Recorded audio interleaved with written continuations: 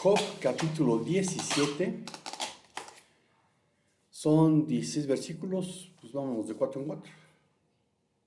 Job 17. ¿Quieren empiezo? ¿O tú, Carlitos? Como usted se... Que empiece Carlos. Mi ánimo se agota, mis días se acortan, la tumba me espera. Estoy rodeado de burlones, sufren mis ojos su oscuridad. Dame, oh Dios, la fianza que demandas, ¿quién más podría responder por mí? Tú has ofuscado su pensamiento, por eso no dejarás que triunfe. Al que denuncia a sus amigos por una parte del botín, a sus hijos se les debilitarán los ojos, porque él me ha hecho burla del pueblo, y soy uno a quien los hombres escupen. Mis ojos se oscurecen también por el sufrimiento, y todos mis miembros son como una sombra. Los hombres rectos se quedarán armados de esto. Y el inocente se indignará contra el impío. Sin embargo, el injusto se mantendrá en su camino, el de manos limpias se fortalecerá más y más. Pero vuélvanse todos ustedes y vengan ahora, pues no hay entre ustedes a ningún sabio. Mis días han pasado, se deshicieron mis planes, los deseos de mi corazón. Algunos convierten la noche en día diciendo, la luz se acerca, en presencia de las tinieblas. Si yo espero, Seúl es mi casa, haré mi cama en las tinieblas. A la corrupción he dicho, mi padre eres tú, a los gusanos mi madre y mi hermana. ¿Dónde pues estará ahora mi esperanza? Y mi esperanza, ¿quién la verá? A la profundidad del Seúl descenderán y juntamente descansarán en el polvo. Amén. Y el mensaje para hoy se titula, seguimos con doctrinas básicas, bíblicas básicas, y vamos a ver la primera parte de destinos finales. Los filósofos a lo largo de la historia han enfrentado dos preguntas para las que no tienen respuesta. ¿Qué es la muerte? ¿Y cuál es el significado de la muerte? Y de igual manera los hombres siempre han tenido un interés genuino por el futuro, el cual los ha llevado a preguntarse ¿en dónde están los muertos? ¿Qué hay después de la muerte? ¿Qué es lo que se sabe acerca del cielo y del infierno? El hombre es, entre todas las criaturas, el único que sabe que va a morir. Por esto es el único que existe. Existir implica la autenticidad de no evadirse. Salvador Paniker. Lo terrible de la existencia es que vivimos para experimentar la muerte. Aún sin morirnos del todo, vivimos la muerte cada día. Kierkegaard. No basta con decir que la muerte es natural y que se da también en el resto de la creación. La tragedia de la muerte humana estriba en que es una experiencia consciente, en la que todos tenemos que ser auténticos y no podemos soslayarla. Y de esa conciencia de estar en marcha hacia el naufragio total, es de lo que nace la angustia y el sentido trágico de la vida. Unamuno. Pues lo mismo le sucede a los hijos de los hombres que a las bestias. Como mueren las unas, así mueren los otros. Y todos tienen un mismo aliento de vida. No es más el hombre que la bestia, porque todo es vanidad. Todo va a un mismo lugar. Todo fue hecho del polvo y todo al polvo volverá. ¿Quién sabe si el espíritu de los hijos de los hombres sube a lo alto y el espíritu del animal baja a lo hondo de la tierra? Salomón. Lo que el hombre teme no es el hecho de que la muerte signifique aniquilación, sino todo lo contrario, el hecho de que no signifique esto, Epicuro.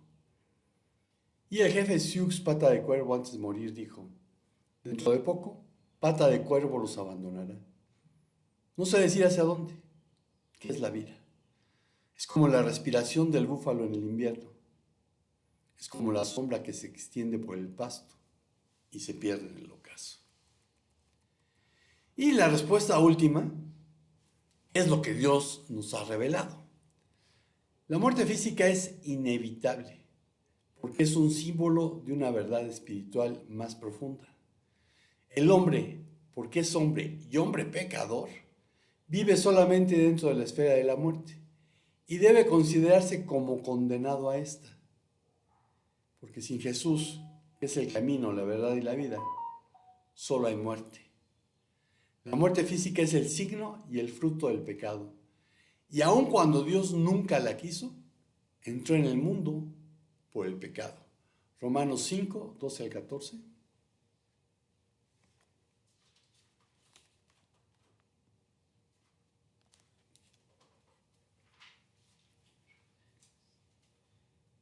También por medio de Él y mediante la fe tenemos acceso a esta gracia en la cual nos mantenemos firmes. Así que nos regocijaremos en la esperanza de alcanzar la gloria de Dios. Y no solo en esto, sino también en nuestros sufrimientos, porque sabemos que el sufrimiento produce perseverancia. La perseverancia entereza de carácter, la entereza de carácter esperanza.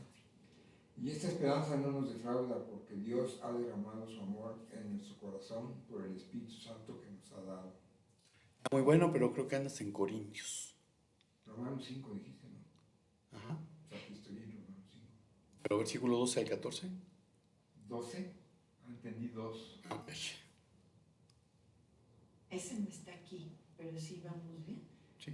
Por medio de un solo hombre el pecado entró en el mundo y por medio del pecado entró la muerte. Fue así como la muerte pasó a toda la humanidad porque todos pecaron. Antes de promulgarse la ley ya existía el pecado en el mundo. Es cierto que el pecado no se toma en cuenta cuando no hay ley. Sin embargo, desde Adán hasta Moisés, la muerte reinó incluso sobre los que no pecaron, quebrantando el mandato como lo hizo Adán, quien es figura de aquel que había de venir. Santiago 1, 13 al 15.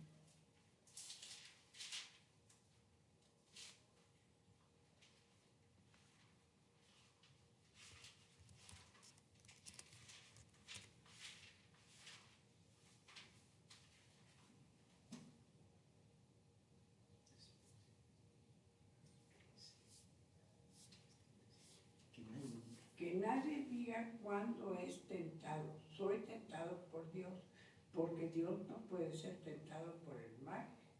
Y Él mismo no tienta a nadie, sino que a cada uno es tentado cuando es llevado y seducido por su propia pasión.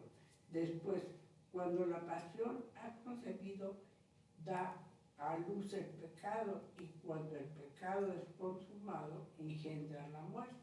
Amén. Amados hermanos, Amén. Sin embargo, la confianza de quienes han nacido de nuevo se fundamenta en la victoria de Jesús, ya que Él no solo es Señor de la vida, sino también de la muerte, pues tiene el poder para destruirla y le ha arrebatado su aguijón. Primera de los Corintios 15, 55 al 57. ¿Dice de cuál? 55 al 57.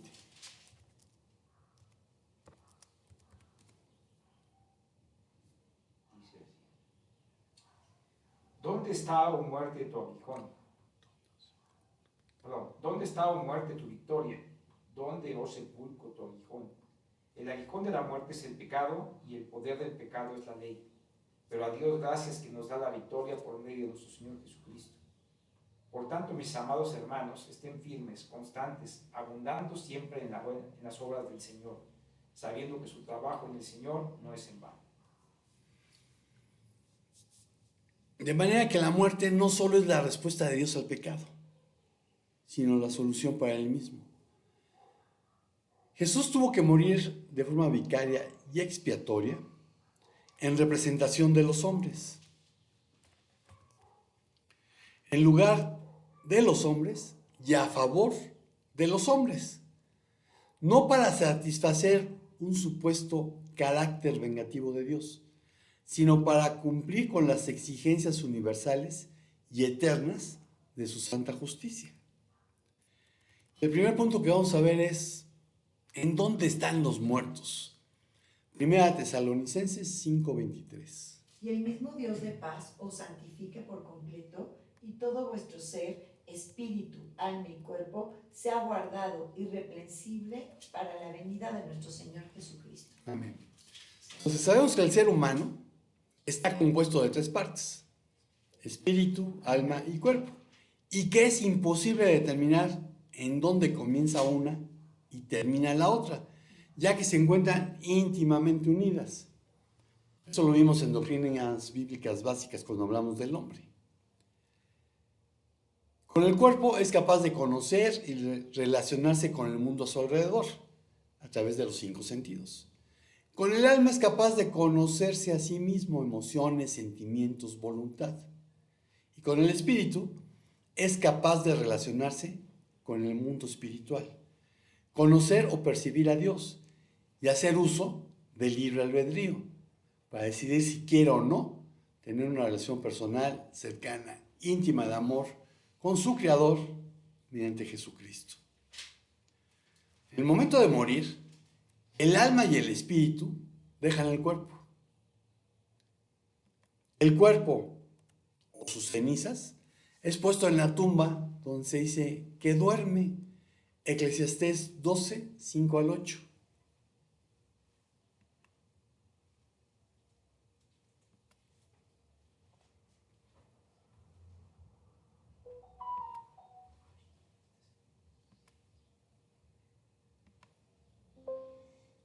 Sobrevendrá el temor por las alturas y por los peligros del camino. Florecerá el almendro, la langosta resultará onerosa y no servirá de nada la alcaparra. Pues el hombre se encamina al hogar eterno y rondan ya en la calle los que lloran su muerte. Acuérdate de tu Creador antes que se rompa el cordón de plata y se quiebre la vasija de oro, y se selle el cántaro contra la fuente y se haga pedazos la polea del pozo. Volverá entonces el polvo a la tierra como antes fue, y el espíritu volverá a Dios, que es quien lo dio. Lo más absurdo de lo absurdo, todo es un absurdo, ha dicho el maestro. Hechos 8, del 1 al 2. Y Saulo estaba de completo acuerdo con ellos en su muerte. Saulo persigue a la iglesia.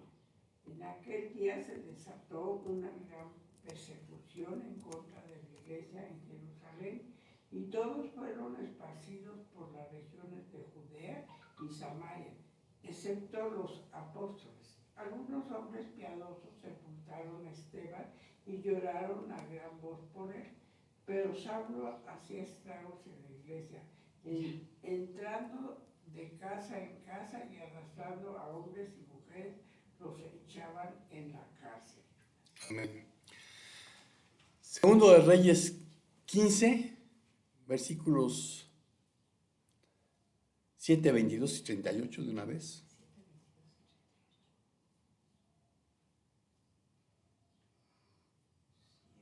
Y durmió Azarías con sus padres y los sepultaron con ellos en la ciudad de David, y su hijo Jonatán reinó en su lugar. 22.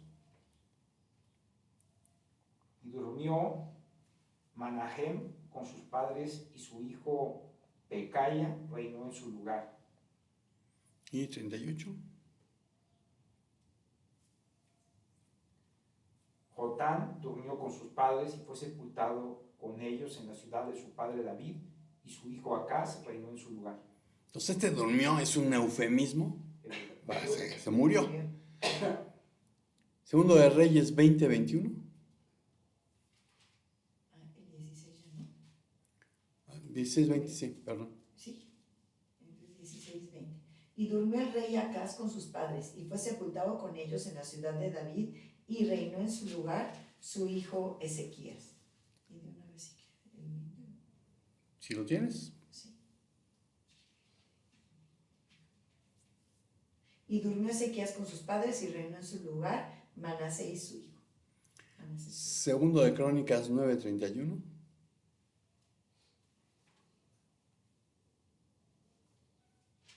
Cuando murió fue sepultado en la ciudad de David, su padre, y su hijo Roboam lo sucedió en el trono. Segundo de Crónicas 12, 16.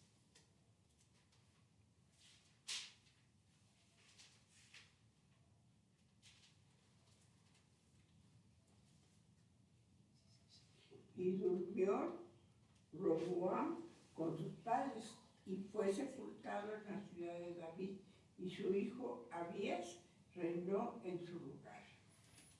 Y segundo de Crónicas 26, 23. 26. 26, 23. Usías durmió con sus padres y lo sepultaron con sus padres en el camino del cementerio que pertenecía a los reyes, porque dijeron, es leproso, y su hijo Jonatán reinó en su lugar. Amén. Entonces, en el momento de morir, el alma y el espíritu dejan el cuerpo. El cuerpo es puesto en la tumba. Sin embargo, el alma y el espíritu nunca duermen. Si la persona no fue salva, el alma y el espíritu irán a un lugar de eterno castigo, el infierno. Si la persona que ha muerto fue salva, el alma y el espíritu van a un lugar de eterna felicidad, al cielo. Lucas 16, 19 al 24. Había un hombre rico que se vestía de púrpura y de lino fino, y hacía cada día banquete con esplendidez. Había también un mendigo llamado Lázaro que estaba echado a la puerta de aquel lleno de llagas, y ansiaba saciarse de las migajas que caían de la mesa del rico, y aún los perros venían y le lamían las llagas. Aconteció que murió el mendigo y fue llevado por los ángeles al seno de Abraham, y murió también el rico y fue sepultado. Y en el Hades alzó sus ojos, estando en tormentos, y vio de lejos a Abraham y a Lázaro en su seno. Entonces él, dando voces, dijo, Padre Abraham, ten misericordia de mí, y envía a Lázaro para que moje la punta de su dedo en agua y refresque mi lengua, porque estoy atormentado en esta llama. Amén. Amén, amén. Muy bueno. Entonces, la parábola es clara al indicar que solo existen dos destinos. Y por lo tanto, el limbo, idea que surgió en el siglo XIII, para explicar el destino de las almas de los niños que morían sin ser bautizados, pues es un mito. Agustín de Hipona ya había planteado la idea de que los niños no bautizados no podrían entrar en el cielo, pero tampoco serían castigados eternamente en el infierno.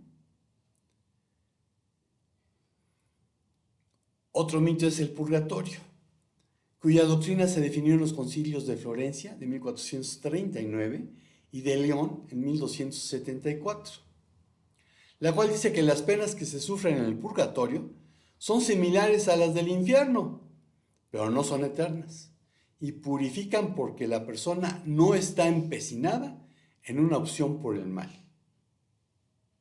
Es la purificación de los elegidos, la última etapa de la santificación. Entonces la obra de Jesús pues, nos sirvió.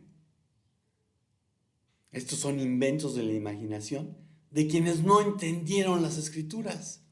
Isaías 53:5.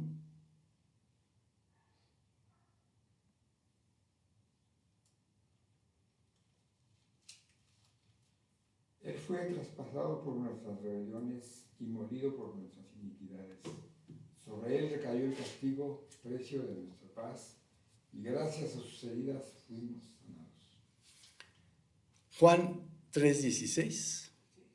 Porque de tal manera amó Dios al mundo, que dio a su Hijo unigénito para que todo aquel que cree en él no se pierda, sino que tenga vida eterna. Segunda a los Corintios 5:21.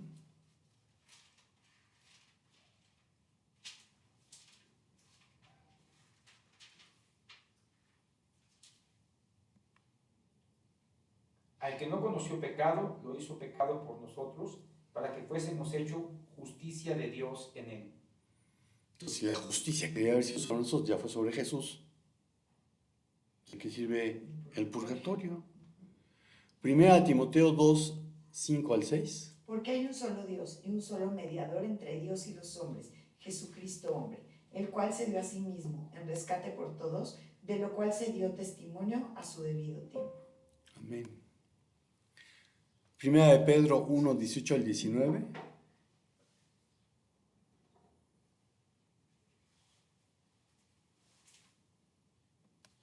Como bien saben, ustedes fueron rescatados de la vida absurda que heredaron de sus antepasados. El precio de su rescate no se pagó con cosas perecederas como el oro o la plata, sino con la preciosa sangre de Cristo, como de un cordero sin mancha y sin defecto. Entonces fuimos Así comprados tam- por la sangre de Cristo. Hebreos 9:28. Así también Cristo, habiendo sido ofrecido una vez para llevar los pecados de muchos, aparecerá por segunda vez sin relación con el pecado, para salvación de los que ansiosamente lo esperan. Entonces padeció una sola vez. No hay que seguirlo sacrificando en cada misa. Ya fue sacrificado y ese sacrificio fue más que suficiente para pagar por los pecados de quienes creen en Él, pasados, presentes y futuros. Hebreos 10:12-14.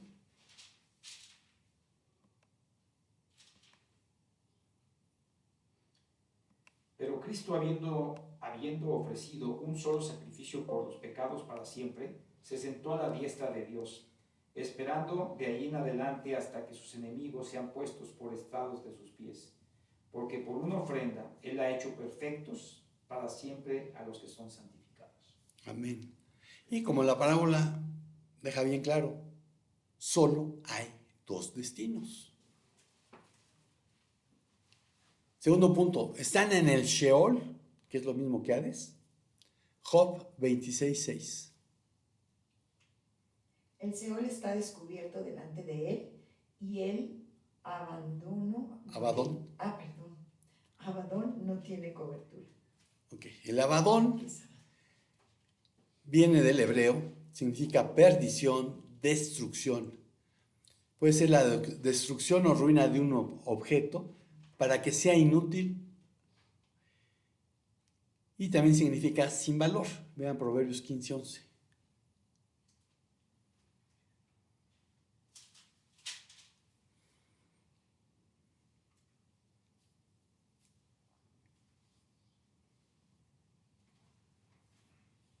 Si ante el Señor está el sepulcro y la muerte, ¿cuánto más el corazón humano? Ok, aquí es una de las malas traducciones que hay en nuestras versiones. Porque Proverbios 15:11 menciona el Abadón. En griego, conforme a Apocalipsis 9:11, Tiene sobre ellos por rey al ángel del abismo, cuyo nombre en hebreo es Abadón y en griego se llama Apolión.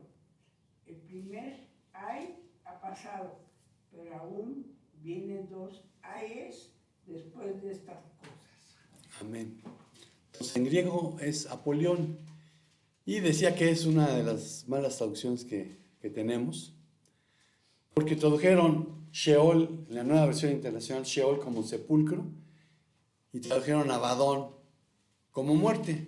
Pero lo original dice el Sheol y el Abadón. Y de hecho, Reina Valera 60, ahí sí no la regó, ahí sí mantuvo las dos palabras. Entonces, en Apocalipsis es Apolión, que se traduce como destructor, y no es un lugar, sino una figura personificada, ángel o entidad espiritual.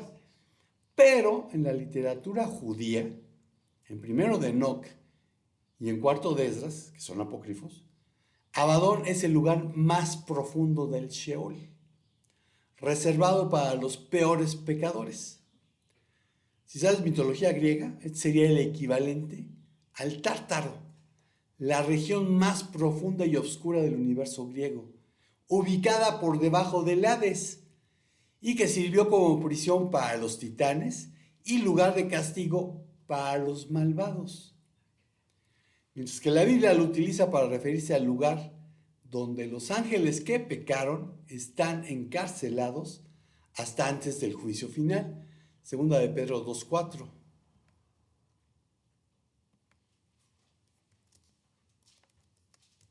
Porque Dios no perdonó a los ángeles cuando pecaron, sino que los arrojó al infierno y los entregó a fosos de tinieblas reservadas para juicio. Ok, traes la nueva versión, la Nueva Biblia de las Américas, que está traduciendo ahí infierno. La Biblia textual dice, porque si Dios no perdonó a los ángeles que pecaron, sino que arrojándolos al tártaro, los entregó a cadenas de oscuridad, reservados al juicio. Entonces hay palabras que no debían de traducirse. Y de hecho los nombres propios no debían de traducirse, debían de ponerse tal y como vienen. Pero eso depende del traductor. Pero veamos el significado de Sheol y Hades, que en griego sería Hadis. Porque por mucho que se diga que el significado de estos vocablos no significa más que tumba, existen suficientes textos bíblicos que no favorecen este punto de vista. Digamos que el hebreo dispone de dos palabras bien diferenciadas para describir el sepulcro y el lugar de los muertos. El sepulcro, el lugar de los muertos, y otra, el estado o condición de estos. La primera es keber, que equivale a sepulcro. Es un sitio, un lugar determinado. Y Sheol, que indica el estado de las almas sin cuerpo, por lo que es una condición y no un lugar. Keber indica posición geográfica, pero el Sheol nunca hace referencia a tal cosa, porque un estado, una condición como es el Sheol, no tiene geografía específica. Keber sí la tiene. Génesis 50:13. Pues lo llevaron sus hijos a la tierra de Canaán y los sepultaron en la cueva del campo de Macpela, la que había comprado Abraham con el mismo campo, para heredad de sepultura, de Efrón el Eteo al oriente de Mamre. Entonces sabemos bien dónde enterraron a Jacob. Éxodo 14:11.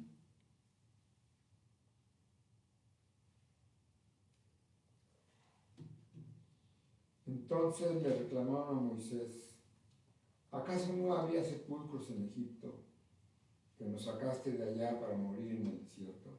Y ahí utiliza la palabra keber. Segundo de Samuel 21:14. Entonces sepultaron los huesos de Saúl y de su hijo Jonatán en tierra de Benjamín en Sela, en el sepulcro de su padre Cis, e hicieron todo lo que el rey le había ordenado.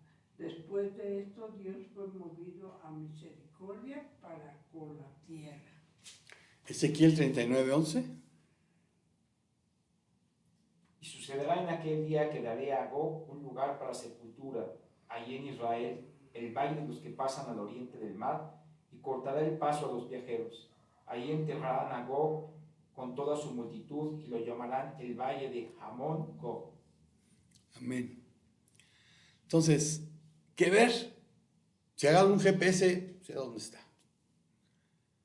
La palabra Sheol, lamentablemente, no está tan bien traducida en la versión Reina Valera y en muchas más. Pues en la Reina Valera es traducida 11 veces como infierno, 4 como profundo, 3 como abismo, 2 como fosa, 2 como sario, 31 como sepulcro y 12 como sepultura. Suman 65 errores de traducción. Pero ¿por qué tan distintas y variadas versiones de una sola y misma palabra? Bueno, eso se debe a lo difícil que es para nuestras mentes occidentales el poder captar la mentalidad hebrea, así como su dinamismo idiomático. La expresión de dicha lengua no es estática. Y en estos vocablos, mucho menos, y son conceptos clave. El verdadero sentido de Sheol es el reino de la muerte. Salmo 18:5. Ligaduras del Seol me rodearon, me tendieron lazos de muerte. Segundo de Samuel 22:5-6.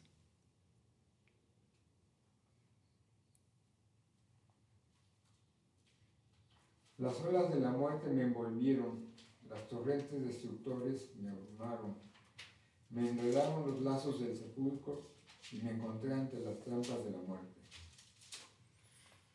A veces, como en Job 17, la muerte es personificada, pero no se trata más que de una licencia poética, estilística. Incluso cuando se habla de las puertas del Sheol, la Biblia no concibe este como una ciudad a la manera de los babilonios o como un lugar determinado, sino todo lo contrario. Tanto en el Nuevo Testamento, tanto en el diccionario bíblico del Nuevo Testamento como el diccionario de la Biblia de Herder, sostienen que Sheol no es un lugar, sino una condición o un estado de los muertos. En el Sheol sí es posible experimentar dolor y angustia, pero un cuerpo muerto o destruido no podría experimentarlo. El Sheol se relaciona con la dimensión espiritual de nuestra vida, pero el que ver no tiene que ver con el alma o el espíritu, sino solamente con el cuerpo. Esto hace toda la diferencia. El Nuevo Testamento utiliza Hades y Nimión en correspondencia con Sheol y Keber. Y el paralelismo entre los términos hebreos y griego es elocuente. Vean Hechos 2, 25 al 28.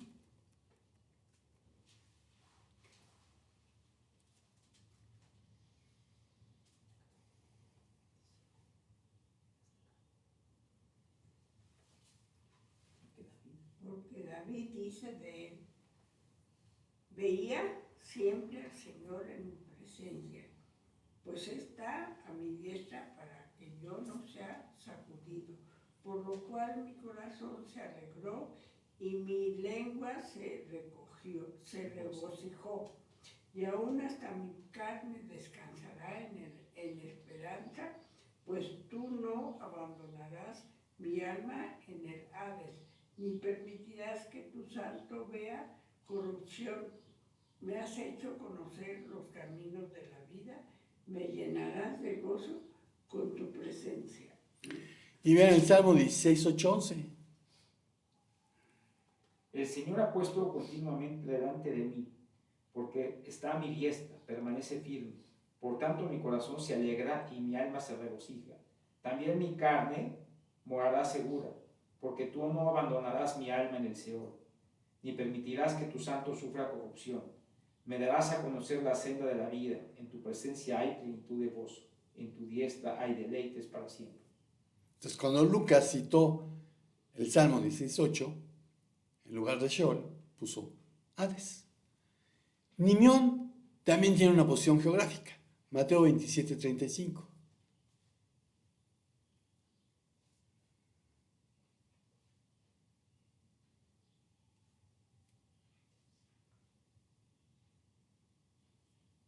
Cuando le hubieron crucificado, repartieron entre sí sus vestidos, echando suertes, para que se cumpliese lo dicho por el profeta. Partieron entre sí mis vestidos y sobre mi ropa echaron suertes. Pero Hades, al igual que Sheol, no la tiene. Nimión se relaciona con la entrada del cadáver dentro de la cavidad que ofrece. Lucas 23, 55.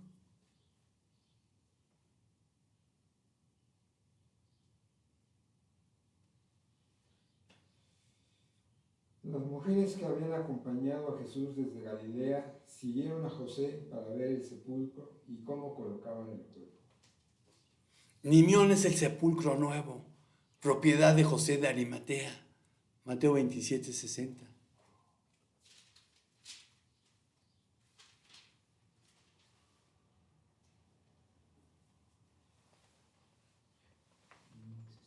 Y los puso en su propio sepulcro nuevo que él había excavado en la roca. Después de rodar una piedra grande a la entrada del sepulcro se fue. María Magdalena estaba ahí y la otra María sentadas frente al sepulcro. Entonces, al igual que ver, debe ser cavado, pero jamás ocurre eso con Hades. En la parábola del rico y Lázaro, Lucas 16, 22 al 31,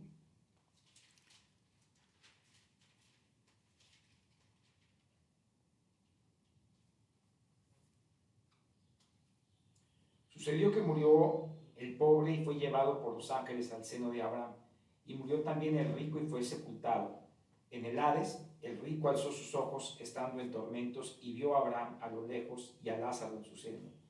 Y gritando dijo: Padre Abraham, ten misericordia de mí, y envía a Lázaro para que moje la punta de su dedo en agua y refresque mi lengua, pues estoy en agonía en esta llama. Pero Abraham le dijo: Hijo, recuerda que durante tu vida recibiste tus bienes y Lázaro igualmente males. Pero ahora él es consolado aquí y tú estás en agonía. Además de todo esto, hay un gran abismo puesto entre nosotros y ustedes, de modo que los que quieran pasar de aquí a ustedes no pueden, y tampoco nadie puede cruzar de allá a nosotros. Entonces Jesús en esta parábola habló del seno de Abraham, que entendemos es un estado dentro del Hades Sheol, que es para los justos, a diferencia de otro que presenta una situación de muerte y tinieblas, es decir, condenación para los impíos. En el Hades, el difunto de la parábola del Señor todavía tenía cierta conciencia y conocimiento. Atormentado en aquel lugar, alzó sus ojos y vio de lejos a Lázaro en el seno de Abraham, que para los judíos era sinónimo de un lugar de honor en el paraíso. Esto es, al mendigo le fue ofrecida una bienvenida especial en el cielo y estaba sentado al lado de Abraham. También podemos entender que describe el lugar reservado a los justos hasta la resurrección de Jesús. El apóstol Pablo anhelaba morir para ir al encuentro de Jesús. Filipenses 1, 21 al 24. Porque para mí el vivir es Cristo y el morir es ganancia. Mas si el vivir en la carne resulta para mí en beneficio de la obra, no sé entonces qué escoger. Porque de ambas cosas estoy puesto en estrecho, teniendo deseo de partir y estar con Cristo, lo cual es muchísimo mejor. Pero quedar en la carne es más necesario por causa de vosotros. En el Antiguo Testamento no hay una clara división entre buenos y malos en el Sheol, pero Jesús enseñó que Hades es para los creyentes una condición de bienaventuranza y para los inconversos una condición de tormento. Cristo ascendió llevando consigo a un gran séquito de almas cautivas de su gracia, que había libertado del cautiverio del pecado. Efesios 4:8.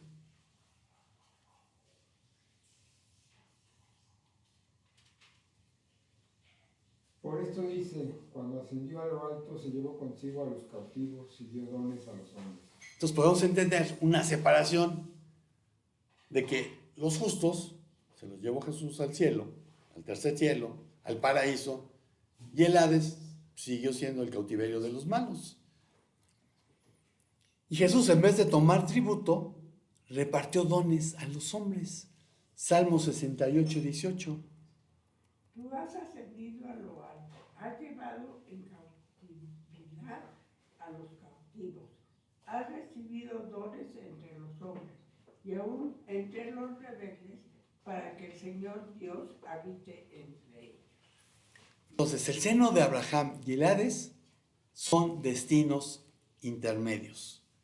El tercer punto es el lago de fuego. Apocalipsis 20, del 11 al 15.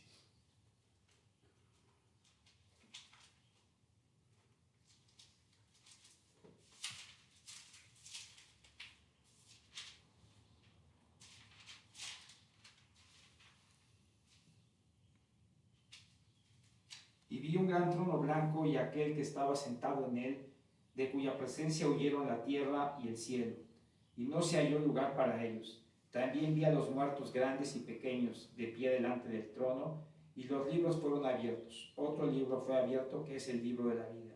Y los muertos fueron juzgados por lo que estaba escrito en los libros, según sus obras. El mar entregó los muertos que estaban en él, y la muerte y el Hades entregaron a los muertos que estaban en ellos, y fueron juzgados cada uno según sus obras. La muerte y el Hades fueron arrojados al lago de fuego. Esta es la muerte segunda, el lago de fuego, y el que no se encontraba inscrito en el libro de la vida fue arrojado al lago de fuego. Entonces, original dice Tánatos y Hades. Me llama la muerte, que me llama la atención que cuando traducen Tánatos a muerte y el Hades no lo tradujeron. Entonces, como ya vimos, el Sheol no es el infierno, sino el lugar de los muertos. En el Antiguo Testamento se describe como un lugar de silencio. Salmo 115, 17.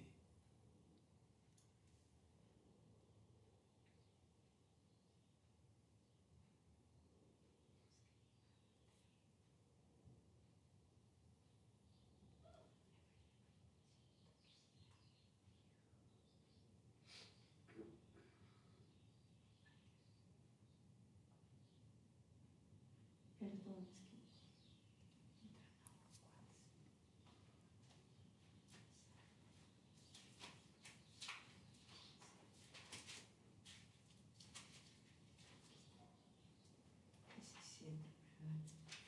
no alabarán los muertos a Jah, ni cuantos descienden al silencio.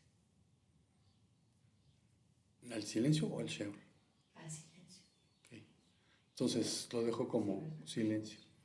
Y también es un lugar de sombras. Job 10, 21 al 22.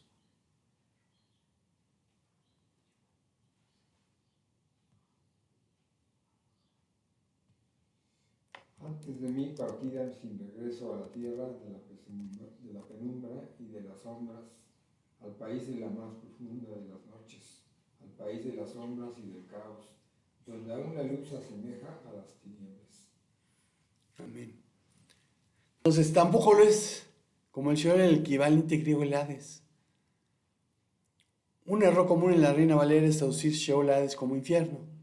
Sin embargo, en la teología cristiana, el infierno se refiere solo al castigo eterno. Livnin tu piros, lago de fuego, no al Sheol Hades, que es temporal, intermedio. En base a la parábola del rico y Lázaro, no podemos decir que tiene dos compartimentos. Podemos decir que tiene dos compartimentos: el seno de Abraham para los justos y un lugar de tormento para los impíos, el cual, conforme al Apocalipsis, será vaciado y lanzado al lago de fuego. El Gehenna no es el Hades Sheol, sino un símbolo de juicio futuro que Jesús usa para advertir sobre el castigo eterno. Mateo 5:22. Pero yo les digo que todo aquel que esté enojado con su hermano será culpable ante la corte, y cualquiera que diga insensato a su hermano será culpable ante la corte suprema, y cualquiera que diga idiota será merecedor del infierno de fuego. Ok, el original dice el Gehenna. Mateo 10:28.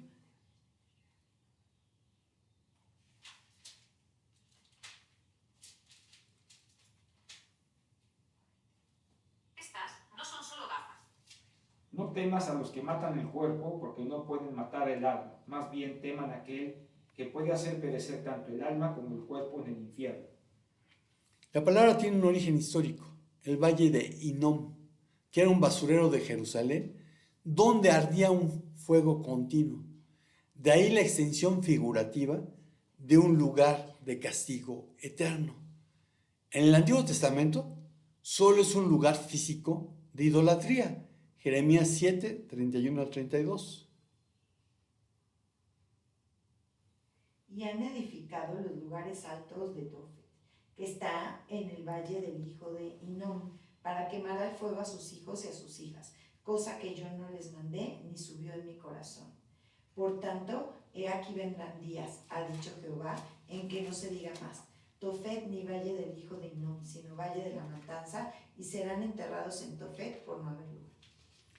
Y en el Nuevo Testamento se teologiza y viene siendo un equivalente al lago de fuego. El lago de fuego, relacionado con el juicio final, es exclusivo del Apocalipsis, siendo el destino final de Satanás, la bestia, los impíos, Tánatos, es decir, la misma muerte, y el Hades, Apocalipsis 19:20.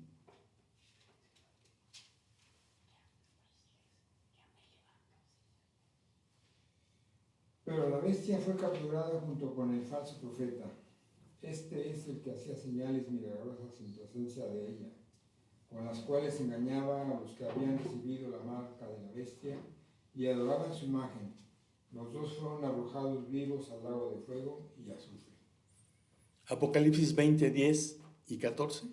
Y el diablo que los engañaba fue arrojado al lago de fuego y azufre, donde también estaba la bestia y el falso profeta, y fueron atormentados día y noche por los siglos de los siglos.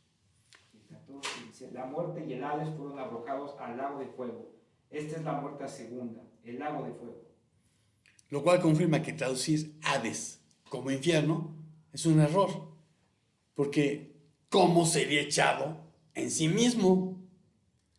Para estar inscrito en el libro de la vida es necesario arrepentirse y tener fe en Jesucristo, confiando en Él como Señor y Salvador. Romanos 10, del 8 al 11.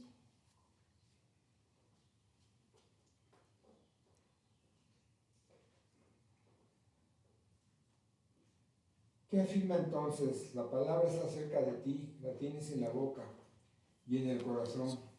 Esta es la palabra de fe que predicamos. Que si confiesas con tu boca que Jesús es el Señor y crees en tu corazón que Dios lo levantó de entre los muertos, serás salvo. Porque con el corazón se cree para ser justificado, pero con la boca se confiesa para ser salvo. Así dice la Escritura, todo el que confía en Él no será jamás defraudado.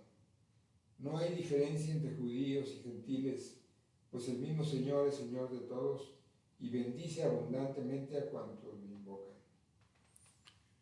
Y entonces esto conduce a tener una relación personal, cercana, íntima de amor con Dios. El infierno es el destino final para quienes decidieron no tener una relación con Dios. La conclusión es una pregunta. ¿Es el castigo por el pecado eterno? Apocalipsis 14, 9 al 12.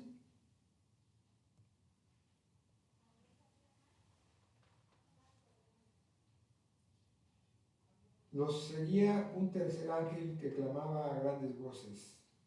Si alguien adora a la bestia y a su imagen y se deja poner en la frente o en la mano la marca de la bestia, beberá también del vino del furor de Dios, que en la copa de su ira está puro, no diluido. Será atormentado con fuego y azufre en presencia de los santos ángeles y del Cordero. El humo de este tormento sube por los siglos de los siglos. No habrá descanso ni de día ni de noche para el que adore a la bestia y su imagen, ni para quien se deje poner la marca de su nombre. En esto consiste la perseverancia de los santos, los cuales obedecen los mandamientos de Dios y se mantienen fieles a Jesús. Amén. Entonces la frase por los siglos de los siglos es usada para describir la situación desdichada del pecador, que decidió, usando su libre albedrío, no tener una relación personal, cercana, íntima de amor con Dios, mediante el único camino provisto por Él, Jesucristo. Dios no quiere que nadie perezca. Ya ha provisto lo necesario para la salvación del hombre por medio de la obra de Jesucristo sobre la cruz del Calvario. Si los hombres rechazan al Salvador, entonces van al infierno por su propia elección. Ciertamente, Dios es un Dios de amor, pero Él también es santo y debe castigar el pecado, pues es justo. Lo mismo que el resto de la humanidad, los escépticos son pecadores perdidos y solo Jesús puede salvarlos. El responsable de juzgarlos es Dios y no nosotros. Vean Lucas 12, 47 al 48. 12. Lucas 12, 47 al 48. El siervo que conoce la voluntad de su Señor y no se prepara para cumplirla, recibirá muchos golpes. En cambio, el que no la conoce y hace algo que merezca castigo, recibirá pocos golpes. A todo el que se le ha dado mucho se le exigirá mucho, y al que se le ha confiado mucho se le pedirá aún más. Entonces, a quien se le ha confiado mucho, se le va a pedir, se le va a demandar mucho. ¿Cuántas Biblias tienes? ¿Vives en Occidente? Tienes la libertad de congregarte, de comprar una Biblia. ¿Vives en la ventana 1040? Nunca has oído hablar de Jesús. Nuestro deber es ser testigos, discipular y llevar las buenas nuevas de salvación hasta lo último de la tierra. Hechos 1, 7 a 8.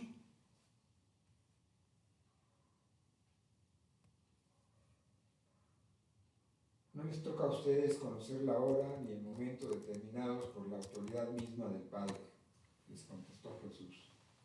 Pero cuando venga el Espíritu Santo sobre ustedes, recibirán poder y serán mis testigos tanto en Jerusalén como en toda Judea y Samaria y hasta los confines de la tierra. Y Jesús se acercó y les habló diciendo: toda potestad me es dada en el cielo y en la tierra. Por tanto, id y haced discípulos a todas las naciones, bautizándolos en el nombre del Padre, y del Hijo, y del Espíritu Santo, enseñándoles que guarden todas las cosas que os he mandado. Y he aquí, yo estoy con vosotros todos los días hasta el fin del mundo. Ese es nuestro deber, no ponernos a juzgar. El mensaje cristiano no solo presenta un porvenir esperanzado para quienes lo reciben con fe en sus corazones y viven de él y por él, sino que incluye de igual manera una seria advertencia a cuantos lo rechazan. Porque si vivir en Jesús por el poder del Espíritu Santo significa situarse en el ámbito de la vida, el rechazo equivale a situarse en el reino de la condenación y de la separación de Dios, que es la muerte segunda. Y concluyo diciendo: el destino final de quien desprecia la gracia es el infierno. Amén. Y Señor, pues te damos gracias por la gracia. Te damos gracias porque nosotros elegimos tener esa relación contigo. Y pedirte que seamos fieles en cumplir con la gran comisión, para llevar las buenas nuevas de salvación a todos aquellos que aún están perdidos, a todos aquellos que creen que por tener una religión van a ser salvos, que creen que porque les rezan unas misas los van a sacar de un lugar que no existe.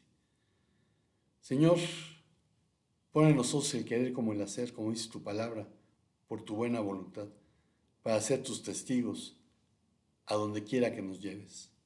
Porque te lo pedimos en el nombre de Jesús. Amén.